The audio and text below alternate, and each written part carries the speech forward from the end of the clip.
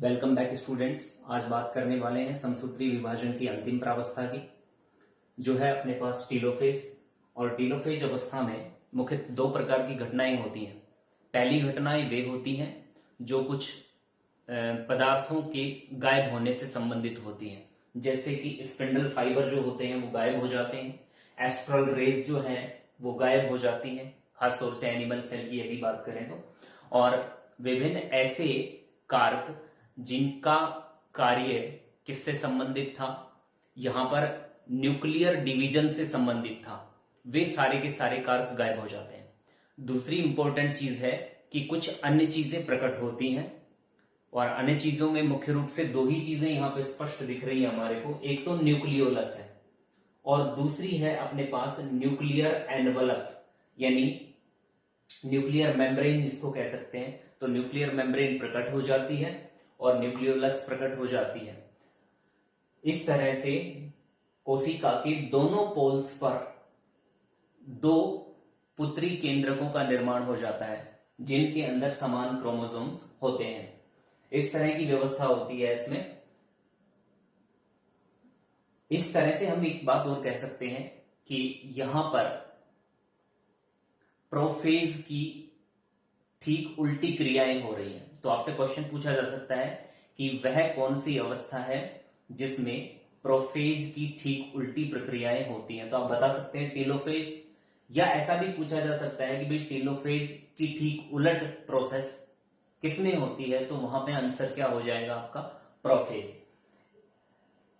इस वीडियो में जो मुख्य बात करेंगे अपन वो केवल यहीं तक है जो टेलोफेज को शो करती है। आगे का जो कार्यक्रम रहेगा इसका ठीक, तो जिसमें केंद्रक तो संगठित हो जाता है, और केंद्रक संगठन होने के साथ साथ यहां पर देखिए एनिमल सेल में बिल्कुल स्पष्ट नजर आ रहा है, यहां पे साइटोप्लाज्मिक कंस्ट्रक्शन बनना शुरू हो गया है। तो इसका मतलब यह है कि टेलोफेज अवस्था में ही यहां पे साइटोकाइनेसिस की प्रक्रिया चालू हो जाती है। तो साथ के साथ हम बात कर लेते हैं, आइए, कि साइटोकाइनेसिस क्या चीज होती है। चलिए स्टूडेंट्स, बात करते हैं साइटोकाइनेसिस की। सबसे पहली बात, साइटोकाइनेसिस कब स्टार्ट होता है, कौन सी स्टेज में स्टार्ट होता है। नॉर्मली यह मिडिल एनाफेज में स्टार्ट होता है और टेलोफेज के अंत में समाप्त हो जाता है, जब सेल्स डिवाइडेड हो जाती है। नेक्स्ट इंपॉर्टेंट चीज क्या है, दूसरी, जरूरी नहीं है कि भाई कैरियोकाइनेसिस हो जाने के बाद साइटोकाइनेसिस उसको फॉलो करे।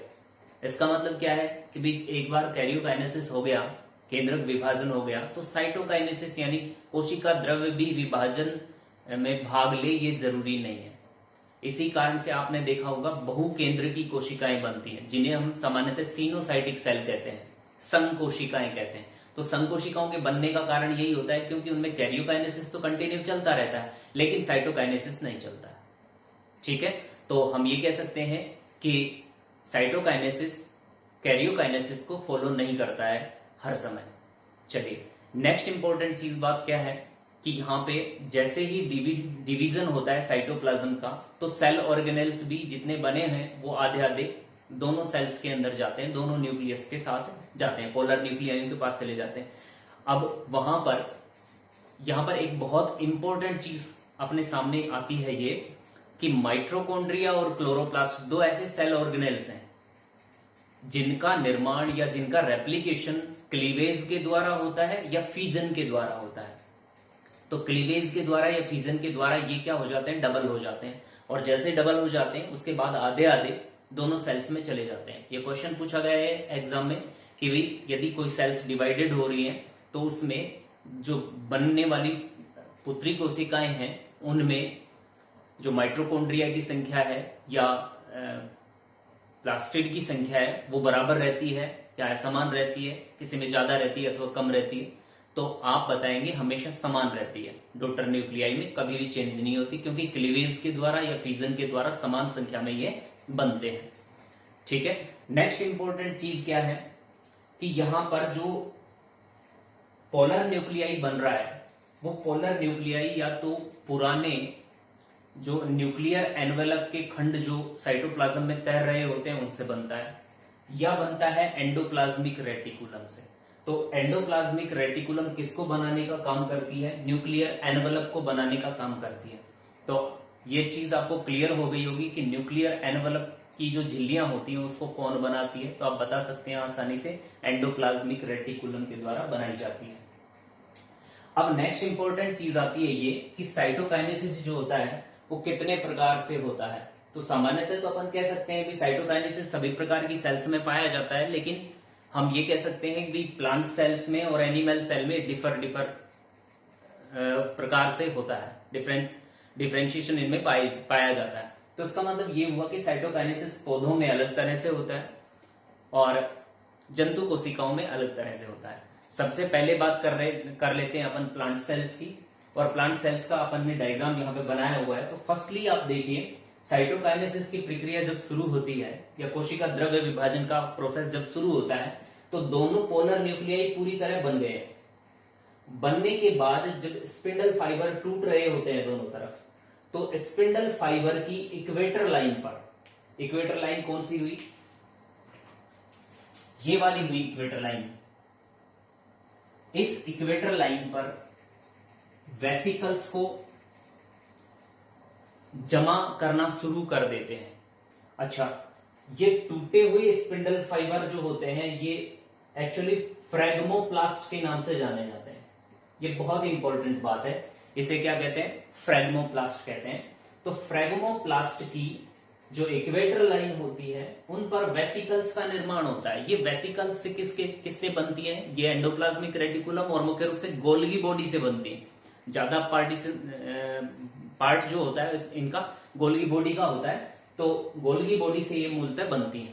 अच्छा, गोल्गी बॉडी पे बनती है, उससे पहले यहां पर बीच में क्या पाए जा रहे हैं? अपने पास फ्रैगमोप्लास्ट पाए जा रहे हैं। तो हम ये कह सकते हैं फ्रैगमोप्लास्ट पर गोल्गी बॉडी जम जाती है, और जमने के बाद ये वेसिकल्स जो है ना ये एक परत बना लेती है।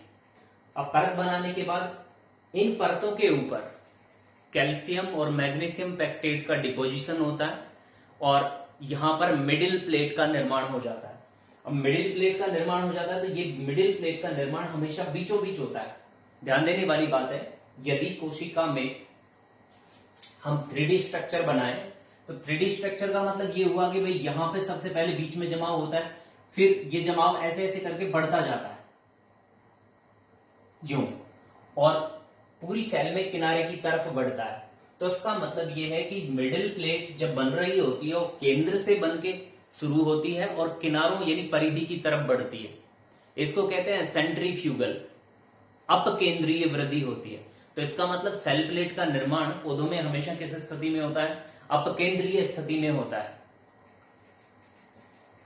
जैसे ही यह स्थिति बन जाती है ना तो इस तरह से बढ़ता रहता है। इसके बाद ये कह सकते हैं यहां पर मिडिल प्लेट बन गई है हमारे पास,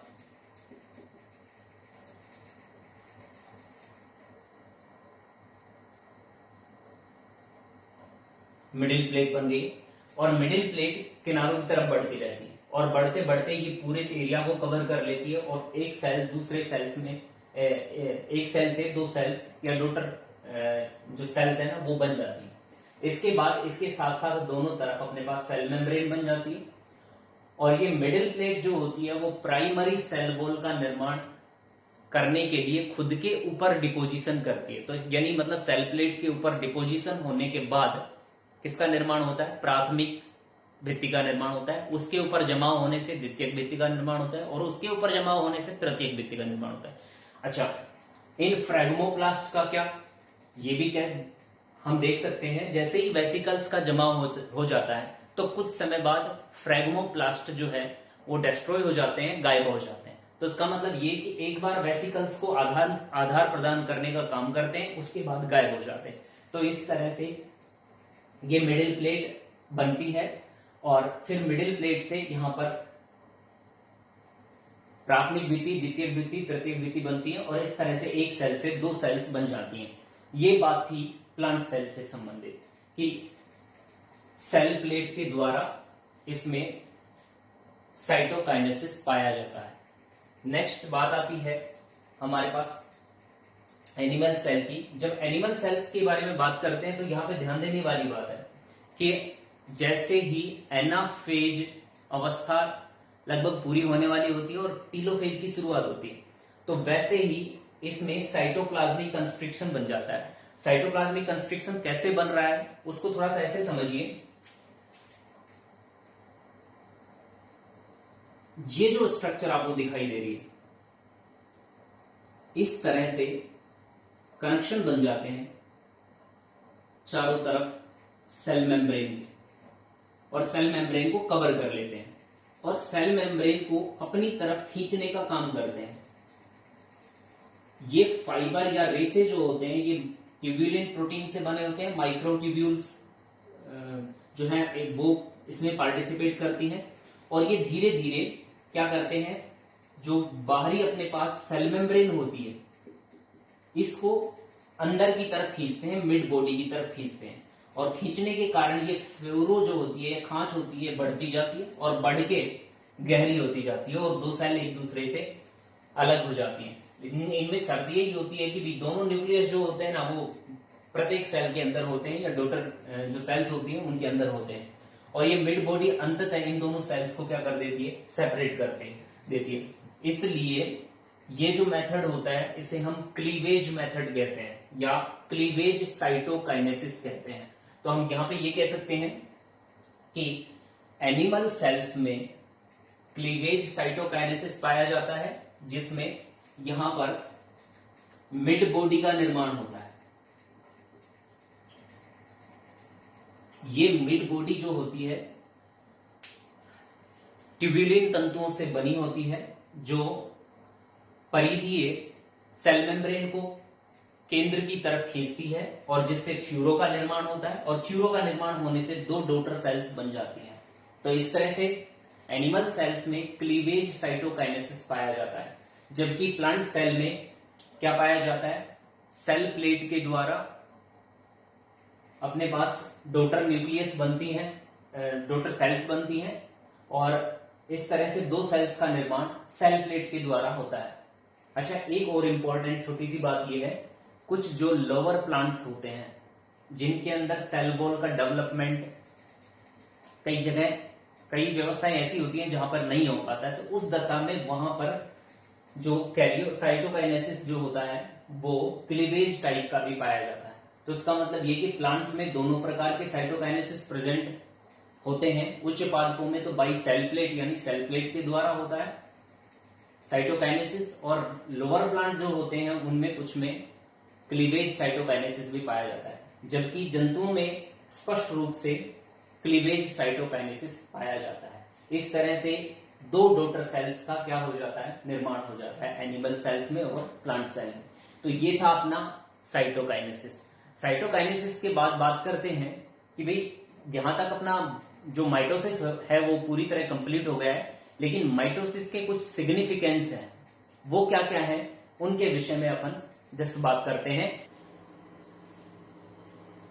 ये स्टूडेंट्स बात करते हैं significance of the mitosis. Mitosis के सिग्निफिकेंस कौन कौन से हैं, चलिए बात करते हैं। सबसे पहला सिग्निफिकेंस अपने पास ग्रोथ एंड डेवलपमेंट, वृद्धि और विकास। इसका मतलब ये है कि कोई भी जीव, वो चाहे यूनिसेल्युलर हो चाहे मल्टीसेल्युलर हो, उसका जो डेवलपमेंट होता है वो सोमेटिक सेल डिवीजन या माइटोसिस के द्वारा होता है, जिसमें उसके पूरे शरीर की कायिक वृद्धि जो होती है वो सारी की सारी इसी सेल डिवीजन के द्वारा होती है। तो जो जीव होता है वो एक जाइगोट यानी सिंगल सेल से मल्टी सेल्युलर ऑर्गेनिज्म के रूप में जो डेवलप हो जाता है, तो बहुत सारी सेल्स उसमें बनती जाती हैं और उसका आकार बहुत बड़ा हो जाता है। जैसे कि ह्यूमन बींग्स के बारे में बात करें कि बेबी जो होता है वो जब मदर के पेट में होता है तो उस दौरान तो बहुत छोटा होता है, लेकिन डेवलपमेंट के बाद वह बहुत बड़ा हो जाता है, करीबन 5-6 फीट तक उसकी लंबाई हो जाती है। तो वो जब जो डेवलपमेंट और जो ग्रोथ देखने को मिल रही है वो किस कारण से होती है, वो माइटोसिस के कारण ही होती है। तो ग्रोथ और डेवलपमेंट में जो मुख्य कारक होता है अपने पास वो माइटोसिस होता है। सेकेंड बात है maintenance of the volume ratio of cell. तो सेल का जो आयतन वॉल्यूम होता है वॉल्यूम या आयतन होता है वो उसका जो अनुपात होता है उसको फिक्स बनाए रखने के लिए ये माइटोसिस होता है। तो इससे ये बना रहता है, सही मायने में ये रेशियो जो वॉल्यूम रेशियो है ये निश्चित बना रहता है, वो मेंटेन रहता है माइटोसिस के होने के कारण। तो इसलिए भी ये भी इसका एक सिग्निफिकेंस है। न्यूक्लियोप्लाज्मिक रेशियो, इससे तो आप भली भांति परिचित होंगे कि भाई सेल डिवाइड होने का जो मुख्य कारक होता है अपने पास वो न्यूक्लियोप्लाज्मिक रेशियो होता है। तो न्यूक्लियोप्लाज्मिक रेशियो जैसे ही इम्बैलेंस होता है वैसे ही माइटोसिस हो जाता है। तो ये न्यूक्लियोप्लाज्मिक रेशियो भी एक निश्चित आकार आकृति में जो सेल्स का है वो बना रहता है। रीजनरेशन की यदि बात करें तो इसका मतलब पुनरुद्भवन में बनने वाली सारी सेल्स जो हैं वो बनती हैं वो माइटोसिस के कारण बनती हैं। तो रीजनरेशन में इसका एक अहम मुख्य रोल होता है। रिप्रोडक्शन में यानी यूनिसेल्युलर ऑर्गेनिज्म जो होते हैं उनमें ज्यादातर में रिप्रोडक्शन के लिए जिम्मेदार कौन होता है? माइटोसिस होता है।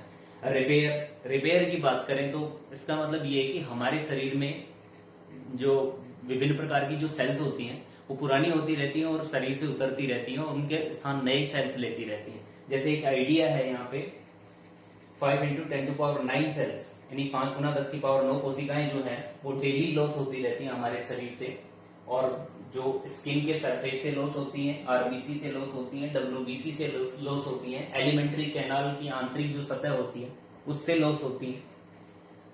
तो उनका स्थान लेने वाली जो सेल्स बनती हैं तो उसको अपन सामान्यतः रिपेयर कहते हैं। तो हमारे शरीर में रिपेयर करने का काम भी करता है, कौन करता है? वो माइटोसिस करता है। नेक्स्ट हीलिंग, यदि हमारे को चोट लग जाती है, कोई इंजरी हो जाती है तो वहां पे हमारा घाव भरने के लिए जिम्मेदार कौन होता है? माइटोसिस ही जिम्मेदार होता है। और सबसे अंतिम बात है एविडेंस ऑफ बेसिक रिलेशनशिप। बहुत सारे जीवों के बारे में यदि अपन अध्ययन करें तो प्रत्येक जीव में जो माइटोसिस होता है वो बिल्कुल सिमिलर पाया जाता है, समान पाया जाता है, चाहे अपन बैक्टीरिया के बारे में बात करें और चाहे हाथी के बारे में बात करें। तो इन दोनों स्थितियों में समान माइटोसिस पाए जाने के कारण हम ये कह सकते हैं कि भाई प्रत्येक जीव में एक बेसिक रिलेशनशिप पाई जाती है, यानी सेल की जो उत्पत्ति हुई है वो एक दूसरे से संबंधित है, और तो प्रत्येक जीव की जो प्रारंभिक उत्पत्ति है वो एक ही सेल से मानी जा सकती है। तो ये बेसिक रिलेशनशिप को दर्शाता है। ये सारे सिग्निफिकेंस है माइटोसिस के। आशा करता हूं जो सेल डिवीजन के वीडियो हैं वो आपको अच्छे लगे होंगे। तो मुझे थोड़ा सा इंस्पिरेशन मिलेगा यदि आप लाइक्स और शेयर करेंगे तो उसके बाद मैं और भी अच्छे अच्छे वीडियो आपके लिए लेके आऊंगा। Thank you so much.